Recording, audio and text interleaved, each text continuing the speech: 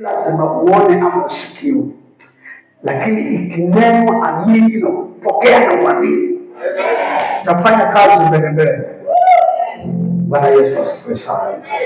Kuhusiana na kwamba mimi na mke wangu tuna watoto wangapi, hiyo sitasema nisije nikakukwaza. Bwana asifiwe. Maana pengine kwa wewe ni wengi ama ni wachache, na hata nikikwambia haiwezi kukupeleka, haikusaidii kuenda mbinguni na haikuzuii kuenda mbinguni. Yesu asifiwe sana. Twende katika maandiko matakatifu, tutasoma vitabu viwili ili Roho wa Bwana akanisaidie kunena na kanisa lake. Ni wangapi wanatarajia kutoka kwa Bwana usiku wa leo? Bwana Yesu asifiwe. Unaona, mambo ya mbinguni ni rahisi tu, yaani ni neno tu, uliamini, ulifanyie kazi, pata matokeo. Haina shida, haina mambo mingi. Uliamini, ulisikie, uliamini, ulitendee kazi, pata matokeo. Yaani, can you just imagine, divine imeishi sawa sawa. Hautolewi pesa kwenda kununuliwa divine, kunatolewa neno kuishi. Watu wanafanyia kazi hilo neno, divine inapatikana. Nigusie mtu, mwambie umejichelewesha mwenyewe, maana kila neno unalolisikia ulifanyie kazi.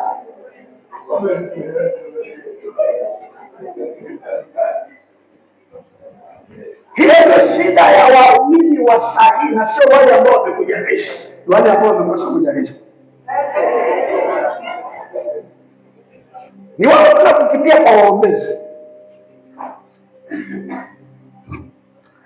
Wafalme wa Pili mlango wa 7. Nataka niweze kuzungumza kile Bwana ameweka moyoni mwangu. Unajua kuna Wakristo ambao ukiwa utahubiri bila kusema kichwa cha ujumbe, hata ukihubiri moto, wanakuona kama ambao umefilisika wokovu. Sasa ili ni siku kwanza, wacha nikupe kichwa cha ujumbe. Bwana asifiwe. Kichwa cha ujumbe ni hazina kuu iliyofichwa katika vyombo vidhaifu. Hazina kuu iliyofichwa katika vyombo vidhaifu. Amen. Tutasoma Wafalme wa Pili mlango wa 7 mstari wa 3 hadi wa 6. Mtu wa keyboard, sijui kama nitakuwa nimekukwaza nikikwambia nyamazisha kabisa kila kitu nisikike mimi tu peke yangu. Nitakuwa nimekukwaza ndio? Nitakuwa jinsi ya kukwaza. Nipe mko 6. Na mimi niko na desturi ya kuwa tukiwa tunasoma Biblia na sote tumeokoka, ni tusome sote. Bwana asifiwe. Halafu pia tutaenda katika kitabu cha Wakorintho wa Pili mlango wa 4, tutasoma mstari 1 mstari wa 7.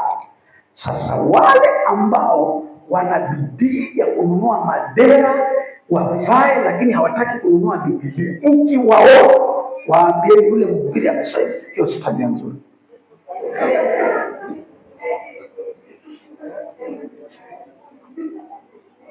Bwana Yesu asifiwe. So 2 Kings chapter 7. Are you there?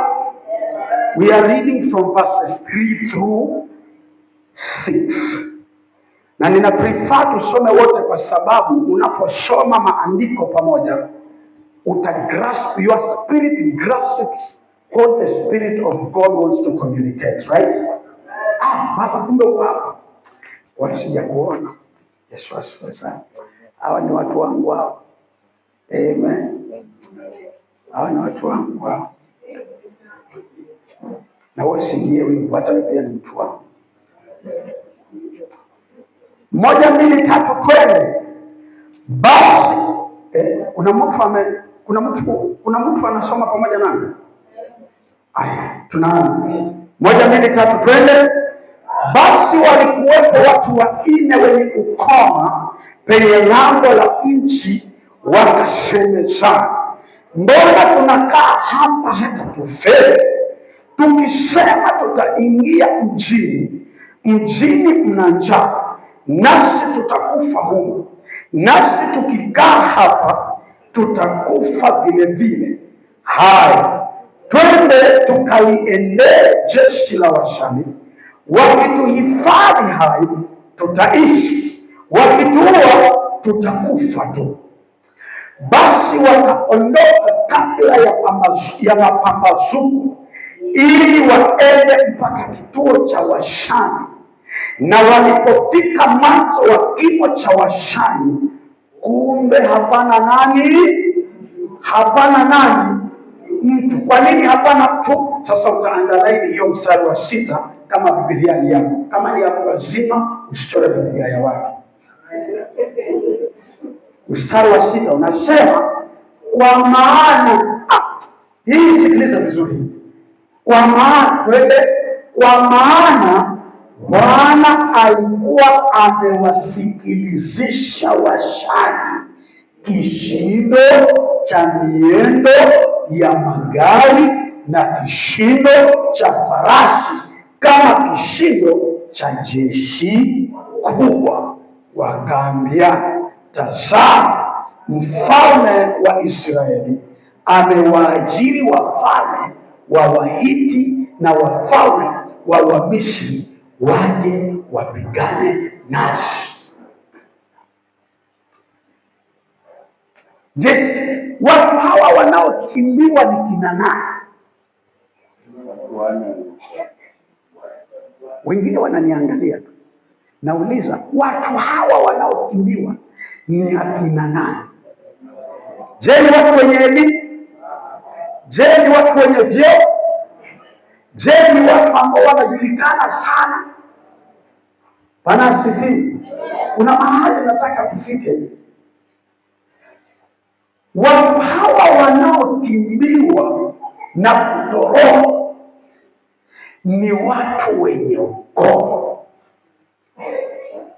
hazina kuu ndani ya vyombo vidhaifu. Pigia Yesu makofi.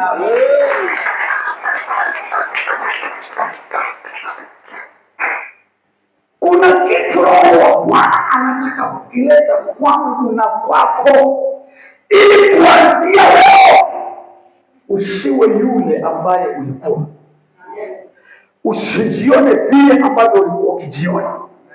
Usiishi vile ambavyo ulikuwa ukiishi. Bwana Yesu asifiwe sana. Tuko pamoja watu wa Mungu. Bwana Yesu asifiwe. Angalia, uongozi tulio nao si chaguo letu. Yohana 16 mstari wa 15 anasema, sio nyinyi mlionichagua. Mwanadamu tangu awali hajawahi kuchagua Bwana. Tuko ndani ya wokovu kwa sababu ya chaguo la Bwana. Bwana alikuchagua, haijalishi tulikuwa tunakaaje, bado akakuchagua. Haijalishi tulikuwa tunakaaje, bado akakuchagua. Unanielewa? Ndio maana nakaa familia yako ukati kusema, haijalishi tulikuwa tunataka mali gani, bado Bwana akakuchagua. Sisi ni chaguo la Mungu. Nasema sisi ni chaguo la Mungu. Hata kama watu hawakuoni wazuri, Mungu silikuchagua. Hata kama watu hawakuoni wamana, Mungu silikuchagua.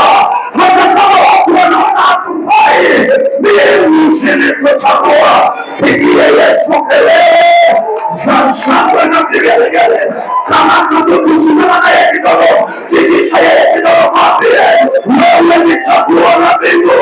Mungu silikuona unafaa, Mungu silikupenda, Mungu silikupenda. Nimesema simamisha mtu, simamisha mtu. Usiwe kama ambaye hiyo kitu imeandikiwa na daktari.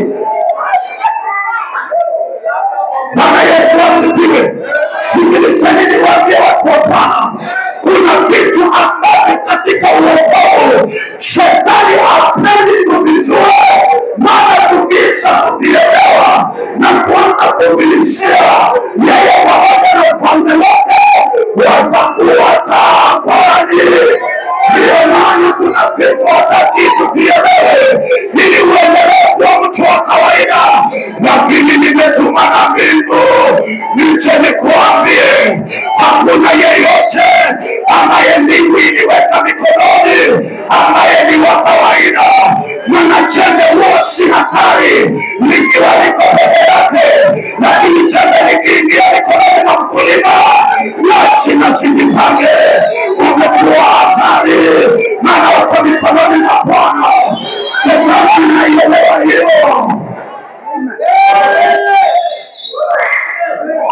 You are not irrelevant and you cannot afford to be, because you are in the hands of God. Na ndiyo maana wametengwa na hesabu za wengine. Samaria ilipoingia njaa, wafalme wakakosa kuwa na suluhisho, lakini ndipo zikatambua wenye ukoma walete suluhisho. Usiku wa leo nimetumwa nije niombee na waleta suluhisho. Nasema naombea na waleta suluhisho katika nyumba yenu. Bwana alikuchagua ulete suluhisho. Sikia, na hii naiongea kwa uwezo wa Mungu, ili mradi ya Mungu ile jamii yetu haitaangamia, ili mradi wa Mungu ile mjane haitaangamia, ili mradi wa Mungu ile shule yetu haitaangamia.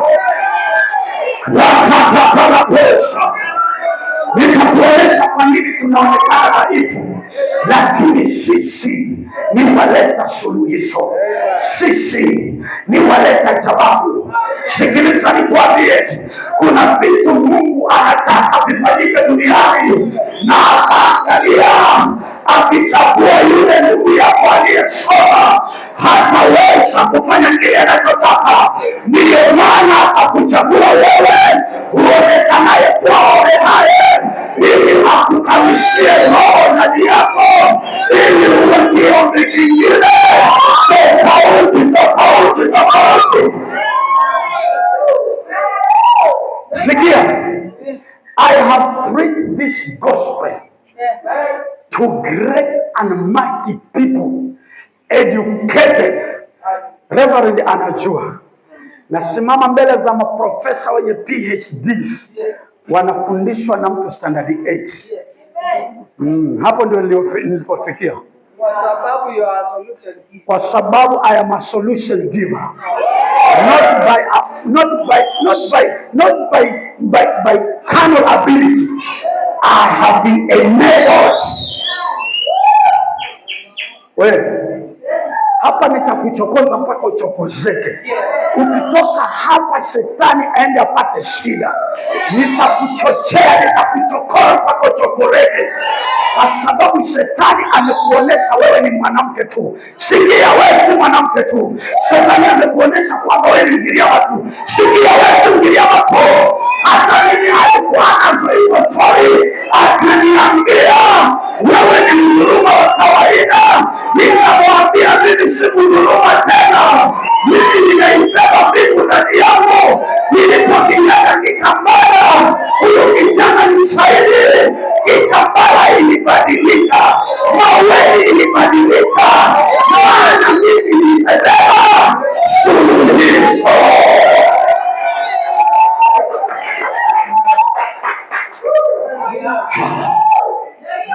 Hazina kuu ndani ya vyombo vidhaifu. Weka shetani asikuoneshe kwamba hukusoma, kwa sababu kile mbingu inataka kufanya hakuna elimu inaweza fanya. Sikia nikwambie, Petro na Yohana walipoelewa ya kwamba wamepewa suluhisho, walimwendea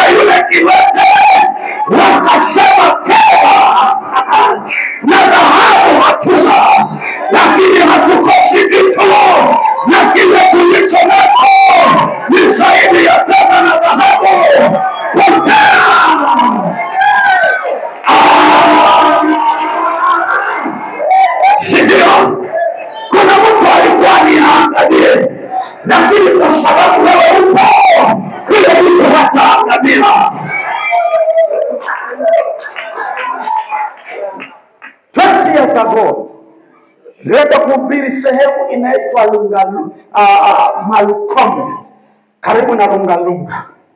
Nilipofika nikapata vijana wa watoto wadogo wanaondokewa na mama yao, wamebaki na baba yao. Roho wa Bwana, Roho wa Mungu ndani yao, ambaye anajua yale ambayo akili ya mwanadamu haiwezi kujua, akaniongelesha hatima ya wale watoto.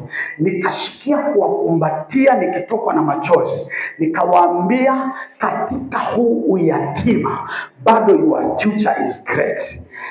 20 years down the line, juzi wakanipigia simu, kumbe walitafuta namba yangu, wakawa wanasema, Dadi, najua hautukumbuki, lakini mimi ninayekupigia naitwa Dorcas, sasa hivi mimi ni KDF, dada yangu naye ni polisi, mwingine ni daktari, na yule mwingine ni mfanya biashara.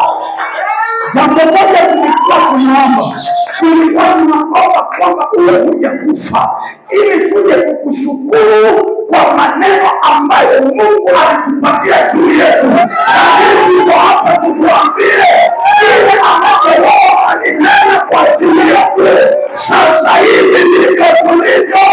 Hata ilikuja Shetani akasitisha maumivu kwetu. Baba yule tulikuwa tunabaki naye pia wakamwekea sumu kwenye pombe, akawa ndio tukawa yatima kweli kweli. Lakini maneno uliyopewa na Bwana hayakuja yalitenda kazi. Sasa tuko nao, tunakuja ili tukushukuru. Haleluya. Bwana Yesu asifiwe. Na ndiyo maana Shetani ni mrongo na ni mchanja, anataka uangalie ulizaliwa ukoo gani, ili akuoneshe kwamba hata hujatoka ukoo mzuri na hakuna kitu kizuri ambacho kishawahi kutoka katika ukoo wenu. Niko hapa kukuambia, ili mradi ulichaguliwa na Bwana, wewe ndiye utakuwa wa kwanza kutoka katika ukoo. Wewe ndiye mtu ambaye utabadilisha ukoo, utachipuka kama mbegu katika ukoo, maana uwezo wa Bwana ulikaa katika ndani yako. Back in 2004 I guess, Mungu akaniambia, maana standard yetu tuliokuwa mpaka tuliokuwa tumewekewa jamii nzima na Shetani ilikuwa ni standard 6. Hakuna mtu katika ukoo wetu ambaye anasoma beyond that. Na Shetani akawa ameweka mpaka, akasema huu ndio mpaka. Mimi ndio baba yangu akang'ang'ana kidogo, naye nilipofika standard 8 akarushiwa jini akafa. Story yangu ya kusoma, kidogo, story yangu ya kusoma ikawa imeishia hapa. Nikaja Magongo, kaajiriwa na shangazi kumuuzia matumbo ya kupika. Nikimuuliza mshahara, anasema wewe unakula chakula na unalala. Nikaondoka hapa, nikaja Mafisini, nikatafuta kazi ya maana niliyopata ni ya kwa Msomali ya kumfulia nguo. Mshahara ni shilingi 300 kwa mwezi, sio kwa siku. Bwana Yesu asifiwe. Huko ndiko Bwana alikonitoa. Lakini 2004 nilipopokea Kristo mwaka wa 2001, 2004 Mungu akanena nami nikiwa katika nchi, akaniambia, kuanzia wewe na kizazi chako ninaweka mpaka wa yale mambo ambayo yamefuata na kuandama ukoo wenu. Kuanzia wewe na kizazi chako kuendelea, you will be different people. Na ndio maana nimeshuhudia nikasema ya kwamba mwanangu wa kwanza ni mwalimu wa secondary. He is the first person mia vizazi na vizazi.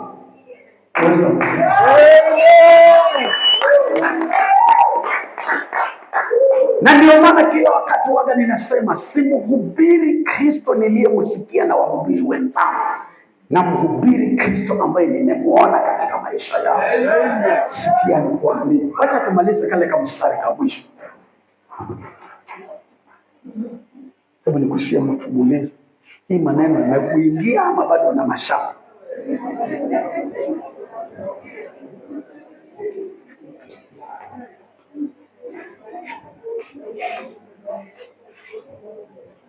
Bwana asifiwe. Twende katika Wakorintho wa pili mlango wa 4 mstari wa 7.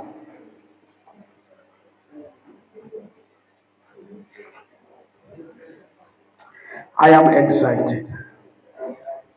The Lord is good. I give him all the glory. It's all about him. Hallelujah.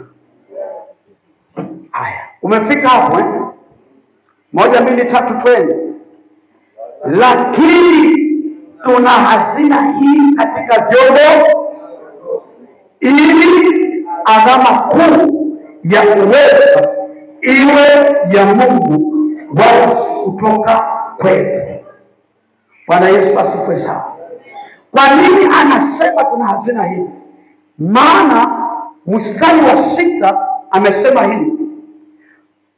Umefika mstari wa 6?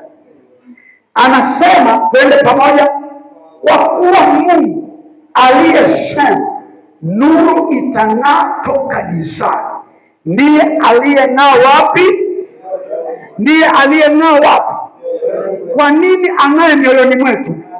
Atupe nuru ya elimu ya utukufu wa Mungu katika uso wa Yesu Kristo. Ndiyo maana kwa ajili hii sisi tuonekanao dhaifu kwa nje, we are big inside. We are game changers. We are solution bringers. Bwana Yesu asifiwe. Jina la Bwana libarikiwe. Na ndiyo maana usiku wa leo, kwa sababu tumebeba kila aina ya suluhisho. Tulipookoka, in fact, sinikupe ushuhuda wa wokovu wangu. Sisi ni jamii ya Kiislamu. Hata ukienda kwetu leo utasikia nikiitwa Ali. Na Mungu akamchomoa Ali. Leo ni Reverend Kalume mhubiri. Sasa angalia. Bwana asifiwe. Mungu aliniokota katika hali mbaya. Nilikuwa nimerogwa mpaka nimerogeka pamoja na Mungu wangu niliye naye. Nikajua kumbe hata hawezani na kuroga. Siku moja nikasema, lakini si mimi sikujileta duniani. Hata kama sijui Mungu wa kweli ni yupi, lakini nitajifungia ndani ya nyumba na nishinde hapo. Kazi itakuwa ni mbili: kushuka kitandani, kupiga magoti na kusema, kama kuna Mungu aliyenileta duniani na ajionyeshe kwangu. Hilo nilikuwa ombi langu siku nzima. So Mungu akawa ni kana kwamba hakujibu, kumbe alikuwa amesikia lile ombi. Siku moja akaniambia, mimi ndiye yule Mungu ambaye ulikuwa unanitafuta. Mimi nilikuleta duniani na ndimi Mungu wa kweli. Nilijidhihirisha kwa njia ya Kristo. Lakini usiombewe hii Mombasa. Nenda mpaka nyumbani. Kuna babako mdogo ambaye nilimtambulisha katika wokovu. Yeye nimenena naye, aende akuombee. So nikafunga safari, nikaenda nyumbani. Nilipofika nikamwambia mke wangu, sikia, mimi nimekuja kwa sababu moja. Nimekuja ili nije niokoke. Na nimekuja kuokoka mimi peke yangu. Sitakulazimisha. Wewe baki huko mpaka ujisikie kivyako. Na kama ni pesa za kwa waganga nitakuwa nikikupa kama mumeo. Lakini mimi niwache niokoka. Akaniambia, wewe ndio ulikuwa unanichelewesha. Mimi nilikuwa nimekubali kuokoka kitambo kwa sababu ya hizi kazi, hizi shida ambazo tuko nazo. Nikamwambia, nilisikia sauti ikiniambia niende kwa babangu mdogo. Babangu mdogo alikuwa ameokoka kwa Bishop Maisha, lakini akawa ameenda kufanya biashara kwa nyumbani. Nilipofika nikawa nimebakisha sigara zangu ngapi? 2. Nilikuwa navuta SCM wakati huo. Nikazishika zile sigara, nikazimenea, nikaziambia ninawavuta kwa mara ya mwisho. Kwa hivyo nikawakisha ya kwanza, nikavuta nikienda. Nilipofika hapo nikawakisha ile nyingine. Nikamwambia baba mdogo, nimekuja. Akaniambia, nyama za hapo hapo, kile kilichokuleta tayari Mungu aliniambia umekuja unataka kuokoka. Sasa ndio nikamshangaa huyu Mungu amejuaje? Na Mungu aliniongelesha kwa Mombasa. Kaniambia rudi jioni, nenda ukusanye kila kitu ambacho ni cha pepo, weka tayari. Tunakuja jioni. Tulienda kusanya mahirizi yote na kila kitu tukaweka. Kasema Bwana, tunakungoja wewe. Walipokuja kuniombea, kumbe mwanaume mzima, kumbe nilikuwa na pepo. Wakatoka wanaume, lakini nilifanya kusikia hizo nywele, kumbe ndio pepo anatoka. Lakini sasa walitoka siku hiyo na sijatolewa pepo tena. Na shangaa wokovu ambao kila Jumapili wanatolewa pepo, wanawatoa wapi? Usiku ulipofika nikaona mtu mweupe mwenye mabawa akanipiga bega, akaniambia amuka, piga magoti uombe. Nikifungua macho hivi simuoni, lakini nikatii ile sauti. Nilipopiga magoti nikashukiwa na nguvu nyingi. Baadaye ndio nilikuja kugundua kumbe anaitwa Roho Mtakatifu. Mimi sikuombewa ujazo wa Roho Mtakatifu. Na baadaye nikaja nikagundua kumbe alikuwa ni malaika. Na mtamani nawe alikuja siku hiyo moja, hajarudi tena.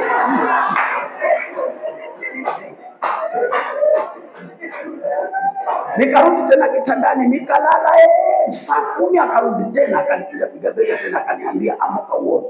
You know what happened? Niliomba mpaka saa 12, kuanzia saa 10. Mwokofu aliombewa jana huyo. Nilipotoka hapo nikaenda nikaombea mama, niliombewa jana jioni. Nikaenda nikaombea mama ambaye alikuwa yuko bedridden na ukimwi 3 months, akaamuka kaenda kanisani. Huko ndiko Bwana alikonitoa. Bwana Yesu asifiwe. Miaka 3 baadaye mamangu akaja akakwaruzwa na kijiti saa 11. Kumbe kilikuwa si kijiti, amerushiwa nyoka. Wale wamejikenda wanajua. Anaitwa nyoka wa tamu. Kufika saa 2 usiku mama akafa. Nyumba yangu hii, nyumba yake iko pale. Nasikia dada zangu na ndugu zangu wanalia. Tukifika mama ameishi. Roho wa Bwana akatuambia watoeni nje wote. Tukawatoa nje, tukafunga mlango kwa ndani. Wao wanalia nje, sisi tuko ndani. Badili tulie. Roho wa Bwana akatuambia ombeni na huyo mtu atafufuka. Tukaomba na mke wangu, tukajazwa nguvu, tukaamrisha roho ya mauti. Jipepo likaanza kupiga kelele. Mimi jini mtaka alikuwa nimetuma nitoe roho yake. Amwambia sasa mtatoa, toka wewe. Katoka. Anapiga sima mpaka leo. Na hizi vitu ambazo ninaziongea zinaweza kuonekana kana kwamba ninazi exaggerate. Huyu kijana ananijua nilipoingia Kikambani. Kuna watu walikuja wakiwa wamepooza kwa kesha, wakaja wakapokea uzima, wakaenda nyumbani wakiwa wazima. Ni nini ambacho ninajaribu kukisema? Kristo akikutia mikononi, amejipatia mtu wa kuleta suluhisho. Ndiyo maana usiku wa leo jielewe ya kwamba uko mikononi mwa Bwana, na ndani yako kulika nguvu ya Mungu, sio nguvu ya shima na omena. Nguvu ya Mungu iliyomfufua Kristo kutoka wafu iko ndani yako, ili kusaidia kuleta kila aina ya suluhisho. Matatizo yaliyokupata hayana suluhu kwa wanasiasa. Sisi ndio tumeleta suluhisho. Matatizo yaliyokupata yako na suluhisho kwa waumini. Usiku wa leo tukasimama kama wanajeshi.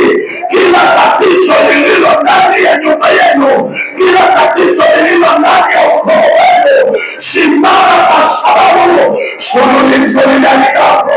suluhisho ni ndani yako. Tunasimama kwa ajili ya hili taifa, tuna suluhisho. Wanasiasa hawana suluhisho, lakini usiku wa leo wabeba suluhisho wako. Simama kwa miguu yako kama unaamini, wabeba suluhisho wako, wabeba suluhisho wako. Bwana amekupatia suluhisho tumaini kwa milele walilokupeleka. Shetani asikutishe kwamba uko kuna hukumu, maana umebeba suluhisho. It is not by power, neither by mighty. Inua mikono yako, anakuingia maombi. We are invading the camp of the enemy. Tonight we are not surrendering.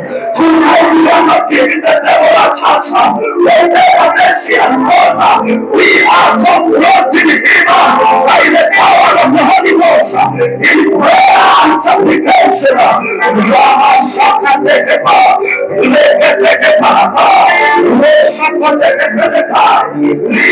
Somebody pray, somebody pray, somebody pray. You are not your community. Utasetelele za Bwana, hatutanyamaza usiku wa leo. Hadi wakati watu wapate haki, hadi wakati walio wagonjwa wapone hospitalini, walio magerezani, waliofungwa katika roho wafunguliwe. Somebody pray, somebody pray, somebody pray.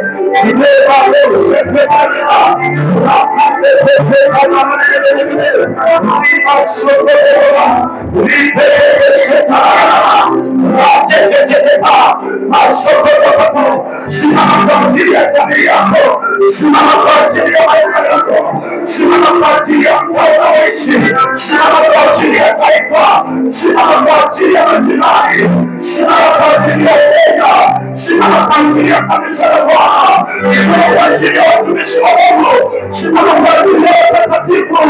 Usiku wa leo wabeba suluhisho Bwana, hakutabana hakutegemasha likama shekeleka limesheka Baba, katika jina la Yesu nainua nyumba ya mbele zako, nainua langu Bwana, nainua watoto wangu Bwana. Umesema ya kwamba Jehova, watoto wangu Bwana wa Bwana, watoto wetu Jehova watakuwa ishara na miujiza na kataa Bwana wa ajabu. Hakuna mwanamke atakayeendea njia ya ulimwengu inakataa.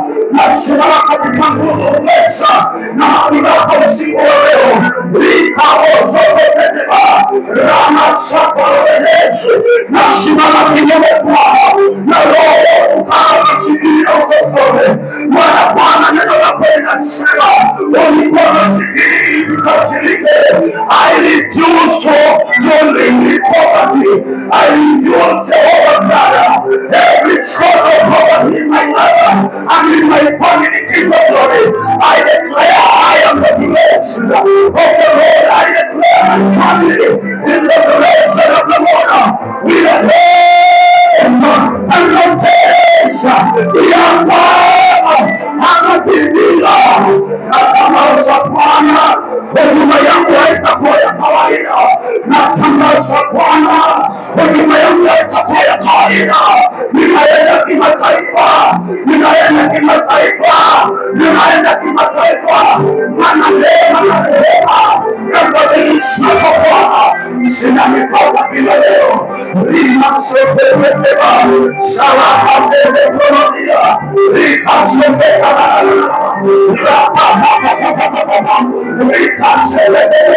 wewe uliyepanga Bwana, kumwambia Ibrahimu ya kwamba nilifanya nitakatikamaliza kukubariki, nitakubariki katika kukuinua, nitakuinua katika kukutukuza, nitakutukuza.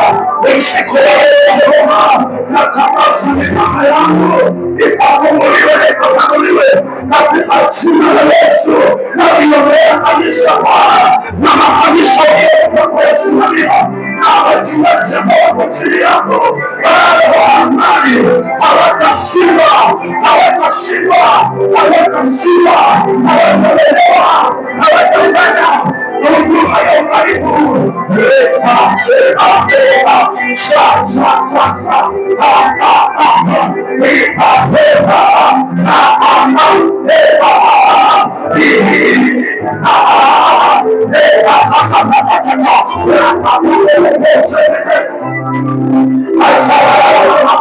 Maono ya kufikiria ulimwengu, maono ya kuhudumia ili wakuifanya na yaotea Bwana matangazo ya Baba yanayotimilika, maono ya kufungua makanisa.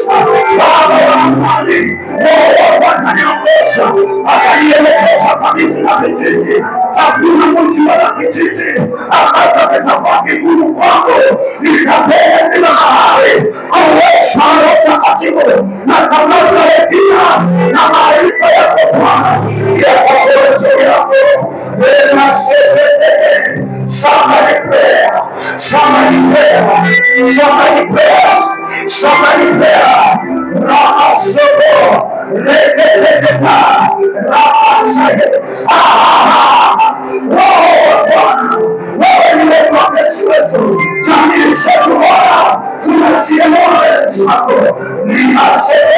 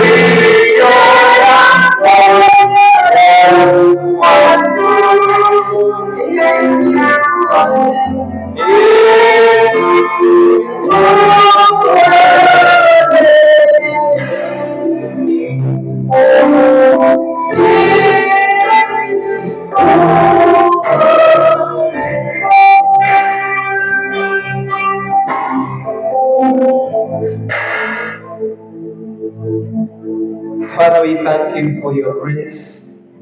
We thank you for your servant that has spoken unto us. We thank you for the word that is in season. Vile ambavyo Bwana umeongea nasi, tuambia ya kwamba umetupatia great treasure in vessels of clay. Ili Bwana utukufu usiwe wetu. Unajua Bwana umewekeza sana ndani yetu. Na Bwana, kama vile Paulo alivyosema kwa neno lako ya kwamba alitamani kuja kwa wale wapendwa ili akapachike ndani yao karama. My Father, we pray for the impartation now in the name of Jesus. I pray for your impartation now in the name of Jesus. Because this was a word. Nataka niseme hivi. Nahisi tu ndani ya moyo wangu na kwamba kuna mambo ambayo unatamani mtumishi wa Mungu ambaye ameongea neno la Mungu aweze kuomba na wewe. Singetaka tuachilie hivyo. I feel in my spirit that there are things, kuna mambo unatamani. Iwe ni kuhusiana na huduma, iwe ni kuhusiana na familia, Chukua hatua, njoo hapo mbele. Chukua tu hatua. Na hizi tu, songa tu hapo mbele. Najua ni wengi. Songa tu mbele tu.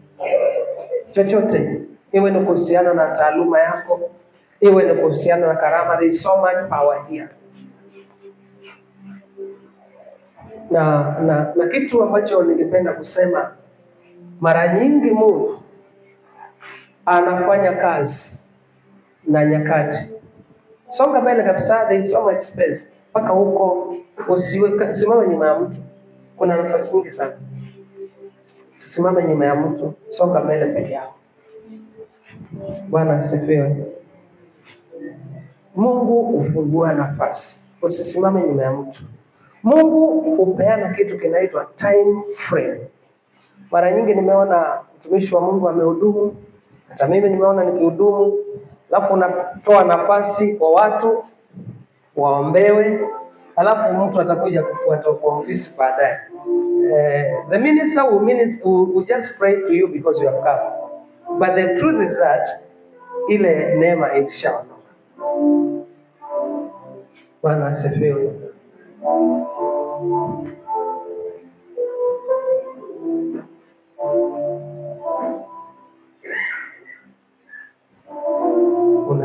Unataka kuona Mungu. Unataka kuona Mungu.